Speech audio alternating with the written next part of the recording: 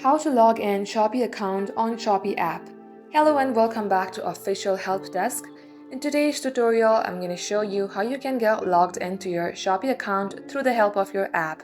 So without any further ado, let us get started. Head over to your Play Store and make sure that you have downloaded Shopee app. Once you do so, tap on Open. Once you launch your app, you will see this page. Now go ahead and tap on the Me section on your bottom right. Here you can see two options on your top right. One is Login and another is Sign Up. If you don't have an account, tap on Sign Up and this is what it will look like. In here you have to enter your phone number and tap on to Next, or you can either continue with your Google account, your Facebook or your Apple ID. Just like so, follow the on-screen prompt to sign up to your Shopee account. But as you already have an account, tap on Login. At this section, to get logged into your account, tap on the phone number, email or username and enter your respective credentials. Once you do so, enter your password and tap on to login.